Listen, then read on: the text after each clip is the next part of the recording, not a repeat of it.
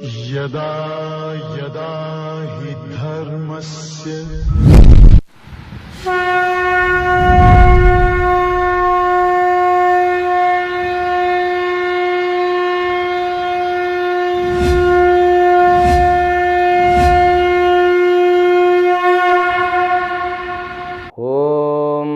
गणानान्त्वा गणपतिगुं हवामहे कविं कवीनामुपमश्रवस्तमं ज्येष्ठराजं ब्रह्मणां ब्रह्मणस्पत आनश्रन्वन्नोतिभिः सेदसादनम् ॐ महागणाधिपतये नमः। ॐ ब्रह्मादिभ्यो ब्रह्मविद्या संप्रदायकर्तृभ्यो वंशऋषभ्यो महद्भ्यो नमो गुरुभ्यः। सर्वोप्लवरहितप्रज्ञानघनप्रत्यगर्थो ब्रह्माहमस्मि सोऽहमस्मि ब्रह्माहमस्मि। ॐ प्रपन्नपारिजाताय तोत्रवेत्रैकपाणये ज्ञानमुद्राय कृष्णाय गीतामृतदुहे नमः। हरि ओम। Shrimad Bhagavad Gita, first chapter, verse number 10. अपर्याप्तं तदस्माकं बलं भीष्माभिरक्षितं पर्याप्तं त्विदमेतेषां बलं भीमाभिरक्षितम्. As we saw in the last session, Duryodhana, who was talking to his Acharya Drona, while communicating to Dronacharya, he is expressing his nature and fear unknowingly. Now, especially in this verse 2, he measures both armies, and also he is very particular who lead the army. He says, our army, which is led by Bhishmacharya, cannot be overwhelmed. That he wants to bring confidence. Maybe he is not okay with that. Because when you fear an enemy, whatever that you possess, you may not be satisfied with that, or you may not be confident with those things. Though he has got Bhishmacharya, etc., etc., so many great warriors, legends, and valors, but doesn't matter. Therefore, no worldly object can remove our fear. Because being a kind of dependent on all the worldly object, Duryodhana cannot be satisfied. He is not able to become confident enough within him. Therefore, he is just blabbering in front of Dronacharya as though he doesn't aware all of these things. He just making him understand for the sake of his own understanding, to bring cheer in him. He says that our army cannot be overwhelmed. Their army can be overwhelmed, and which is led by Bhima. Again, Bhima comes in his mind. Because our army is led by Bhishmacharya, therefore it is very strong. That army is led by Bhima, it is less strong. It means what? So for us, it's going to be a walkover. We will get, confidently victory very easily. But the same words also gives one more meaning, because people also give one more meaning. Paryapta means enough. Aparyapta means not enough. Because when we use the word, we should know what and all the meanings can be understood by this word. Now he says, so our army is aparyaptam, means not enough. But though they have 11 akshauhini. That's the measurement. This Kauravas, they had 11 akshauhini army, Sena. Pandavas had only 7 akshauhini Sena. And somewhere that count is also given. 1 akshauhini means what? How many that all the armies, divisions are involved in it. He says aparyapta means that which is led by Bhishmacharya is not enough. Maybe because of less confident. But Pujya Swamiji means my Guru, he doesn't accept it because Duryodhana was not that much ignorant. So, and he was also a great warrior. He meant that we have got enough, enough army to defeat them in order to cheer up his Acharya, Dronacharya. And paryaptam etesham, idam etesham sena paryaptam bhimana abhirakshitam. That army which is led by Bhima, its paryapti means enough. Here he says that is their army is enough to fight to get victory over. That's what he meant. But though he was right to mean that, but it's kind of overconfident, not having the side of dharma. It is not possible. Whether it is 7 akshauhini or less than that, it would have been, but definitely Pandavas, definitely they will be achieving the victory because dharma was their side. Then he continues even in the next words, ayaneshu cha sarveshu yatha bhagam avasthitaha Bhishma eva bhirakshantu bhavantas sarva eva hi. Then he continues, he gives order to all people. Ayaneshu means from all the divisions. It says that he says, so from all the divisions, being in your own respective positions, all of you just protect Bhishmacharya. Bhavantaha sarva eva hi. All of you indeed, being in your respective positions, yatha bhagam avasthitaha, from all the divisions, protect Bhishmacharya in particular. Because he knows that till Bhishma is alive, nobody can defeat him. Therefore, Bhishmacharya, because all these leaders of his side, Bhishmacharya being as a commander-in-chief of his army, so he wanted to protect physically and psychologically too. Because this Bhishmacharya and Dronacharya, Kripacharya and all of them, they really had the soft corner for Pandavas. Duryodhana, he knows very well, he doesn't want to give a chance for them to proceed with their soft corner. Therefore, what? He wanted to protect, and also he knows the importance of Bhishmacharya. Therefore, he gives the instructions to the army. Please protect Bhishmacharya. Then the next words. Tasya sanjanayan harsham kurvruddhah pitamaha simhanadam vinadyochaihi shankham dadhmau pratapavan.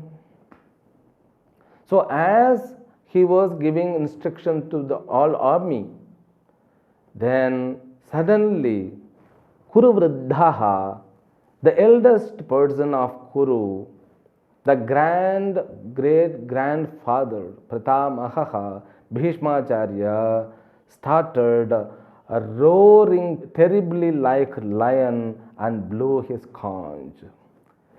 Uchchaihi simhanadam vinadya shankham dadmuhu. Just he started roaring like a lion. He made a noise, Then he blew the conch, his conch. And Pratapavan means who was known for his valor.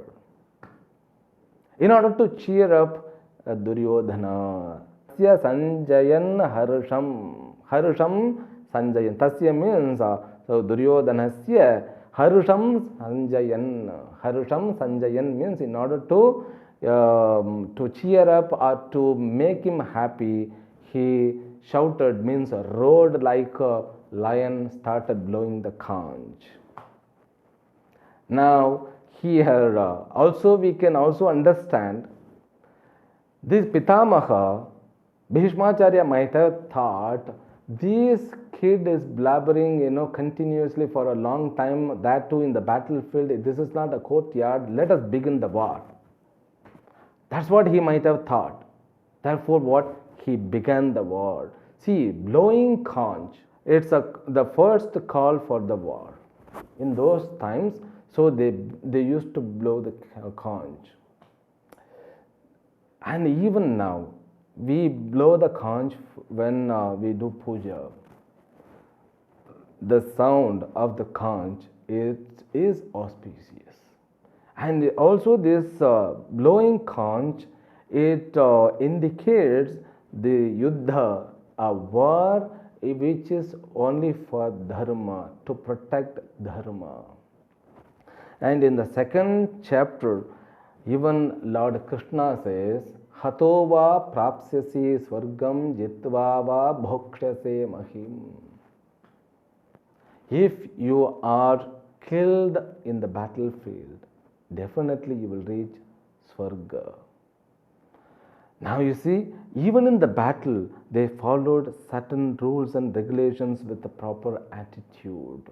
The blowing conch is for auspicious, and they are converting because they fight for dharma, not for selfishness. Now Pandavas are not fighting for their rights, because they used to live more than 13 years in the forest already.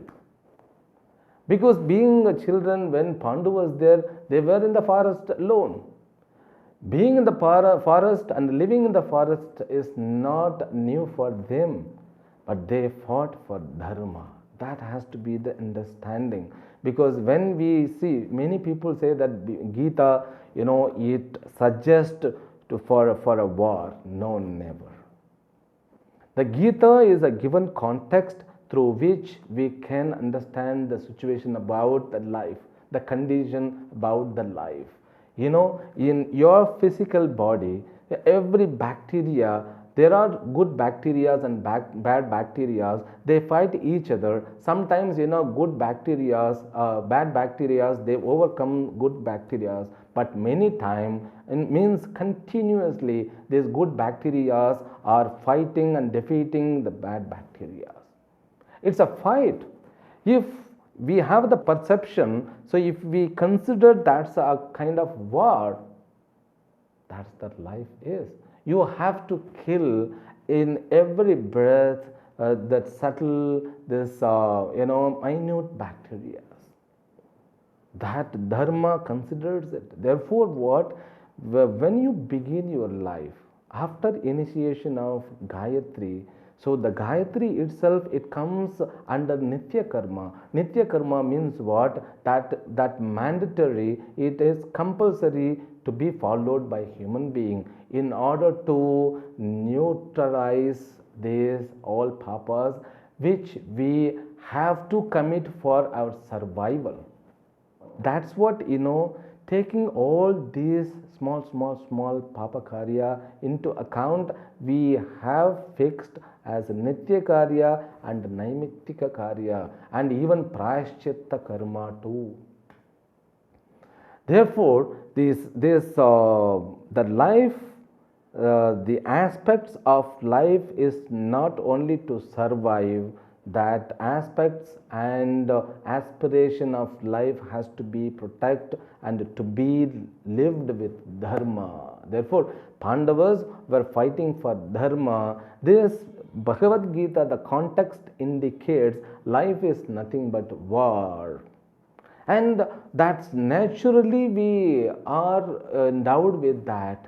So every decision according to Kathopanishad, Shreyascha, Preyascha, these two things which are called Shreyas and Prayas, they approach every creature, human being. We have the chance to select. Then Prayas means there he gives as Adhyatma teaching. But here, so two things through which you can commit papa, through which you can earn punya. Now that's what the battle is. Battle is not outside, it is inside. Inside in your mind, there are good thoughts, there are bad thoughts. You have to be endowed with good thoughts. That good thoughts which leads for dharma to follow. That's what our establishment is. Therefore, this misunderstanding, I don't know how it has taken place among the people. It is not a war book. It's a book which teaches what to be understood in our life. Okay, these war situations and all these things are given for our mind to get ready for the concept. And don't think that it is provoking for the war. War means it's between dharma and adharma. So that's what the fact is. He says he blew the conch in order to show that this is called dharma yuddha. Therefore, Bhishmacharya, when Yudhishthira came before the war to seek blessings, he blessed Vijayi Bhava. That Vijayi Bhava. So, because of Prarabdha Vashat, because of his karma phala, he was the side of Duryodhana, but he fought and died for the sake of that kingdom. He followed, he could protect his Satya, but his mind was blessing these Pandavas because they were side of Dharma. That is the understanding which we should have here. Then when he blew the conch, the atmosphere has changed, and all other people from Duryodhana's armies, they also blasting so many instruments like Tata Shankascha Bheryascha Parnavanaka Gomukhaha Sahasaiva Bhyahanyanta Sasabdastumulo Bhavat Tataha. Immediately afterwards, Shankascha, all the conches of Duryodhana's armies were blew. Then Bheryascha means kettle drum. All the kettle drums. Parnavana kago mukhaha. Parnava anaka gomukhascha vadya visheshaha. All those musical instruments, but they are not musical instruments because they don't make melodious noise. They will make like a noise, like a sound, like a roaring lions. It's a hitting all over, that disturbing all the natures. Panava means tabards, and Anaka means trumpets. Gomukha means there was an instrument called which was made by cow horns. All those Sahasa eva abhyahanyanta. Immediately all those instruments were burst forth, means blast forth. Sasabdaha, that sound, it stirred the sky, means it was like earth shaking. Now the war moment, war condition has been set. That's what, now there is a kind of situation. The environment have been noisy to prepare for the war. But nowadays there is no precautions, no Shankanada, just you hate whether they sleep or not, because there is no dharma at all. Dharma means we respect even to the enemy to get ready. Because both of us, enemy and me, we follow the rules. Till Bhishma's death, all the rules and regulations were followed properly, because only fight used to be on daytimes. In the night times, both sides people, because they were relatives. So both side people, they used to go each other, and they used to have all this hospitality. They used to have food together. That was a proper war, the war which is governed by the law of dharma. But when Drona came, everything smashed. From that point, the war has taken a different dimension. Now here, that condition has taken place, then the next words, Tata Shvetair Hayer Yukte Mahati Syandane Sthitau Madhava Pandavas Chaiva Divyo Shankau Pradadhamatuhu. Then, from this side, Pandava side, this Madhavaha Pandavaha Chaiva. Madhava means Lord Krishna and Arjuna. Arjuna means Panduputraha Pandavaha, all Pandavas. And who were in the chariot which was driven by white horses. They also started blowing their divine conches. Pradadmatuhu. Then the conches are named in the next words. We will read it. Panchajanyam Rishikeshaha Devadattam Dhananjayaha Poundram Dadhmau Mahashankham Bhimakarma Vrikodaraha. Rishikeshaha, Lord Krishna, his conch, name of his conch is Panchajanyam. He blew Panchajanyam. Then Dhananjayaha, Arjuna, he blew Devadattam. His conch, the name of his conch is Devadattam. He blew that. And Poundram Dadhmau Mahashankham Bhima Karma Vrikodaraha. And this Bhima was called Virka Udaraha, Vrikodaraha. And he also blew his Mahashankham. Poundram was the name of his Mahashankha.